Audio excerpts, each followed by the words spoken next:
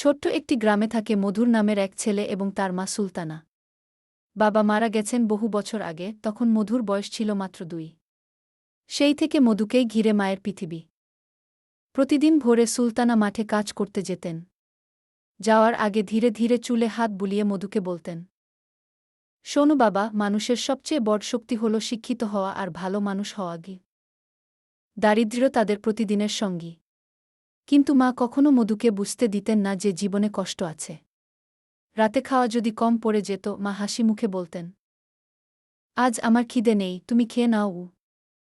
মধু বুঝত না, কিন্তু মা বুঝতেন, সন্তানের মুখে হাসি থাকলেই তার জীবন সার্থক। স্কুলে মধু একদিন শিক্ষকের দেওয়া ফি দিতে না পেরে চুপচাপ বাইরে দাঁড়িয়েছিল। সেদিন বিকেলে মা বাড়ি ফিরলেন ক্লান্ত ভঙ্গিতে, কিন্তু হাতের তালুতে কিছু টাকা। মাথায় ছোট্ট ব্যথার দাগ, সারাদিন অতিরিক্ত কাজ করতে গিয়ে হাত কেটেছিল। কিন্তু মুখে আনন্দ। চিন্তা করো না, কালই স্কুলে যেও ফি নিয়ে গিয়ে। মধু তখনও বুঝতে পারেনি মায়ের ভালোবাসা কত বড়। বছর যায়। মধু বড় হয়। স্কুলে ভালো ফল করে শহরের কলেজে ভর্তি হয়। মা তাকে শহরে পাঠাবেন, এটাই তার স্বপ্ন, কিন্তু টাকার অভাব ছিল প্রকট। তখন মা নিজের সোনার নাকের নথটা বিক্রি করে দিলেন।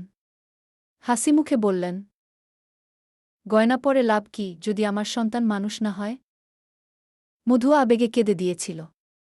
সে প্রথমবার বুঝল, মায়ের ভালোবাসা কোনো বস্তু দিয়ে মাপা যায় না। বছর 5 পরের কথা, এখন মধু একজন চিকিৎসক।